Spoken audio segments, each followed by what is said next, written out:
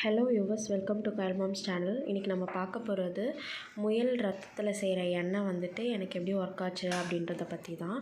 முதல்ல வந்துட்டு நான் என்னென்ன இன்க்ரீடியன்ட்ஸ் யூஸ் பண்ணுறேன் அப்படின்றத பார்த்துடலாம். ஃபர்ஸ்ட்டு மெயின் இன்க்ரீடியண்ட்டே வந்து முயலோட ப்ளட்டு தான். முயல் எங்கே அறுப்பாங்களோ அங்கே போயிட்டு நம்ம ஒரு ஒயிட் கிளாத் கொடுத்தோம்னா அவங்க வந்து ப்ளட்டை டிப் பண்ணி கொடுத்துருவாங்க. அதை வந்து நிழலில் 2 நாள் காய வைக்கணும்.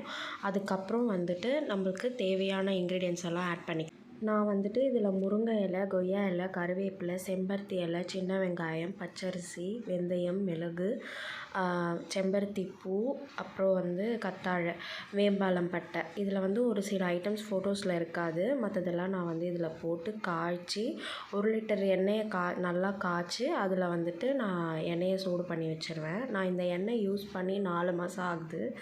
எனக்கு இதில் வந்து நல்லா ரிசல்ட் தெரியுது. என்னுடைய ஹேரும் நல்லா க்ரோத் ஆகிருக்கு, திக்காகவும் ஆகிருக்கிறத வந்து நான் நல்லா ஃபீல் பண்ணுறேன். இந்த எண்ணெய் வந்துட்டு ஒரு 6 மந்த் ஆச்சும் யூஸ் பண்ணணும். அப்போ தான் அதுக்கான ரிசல்ட் கிடைக்கும். நீங்களும் இதை யூஸ் பண்ணி பாருங்கள்.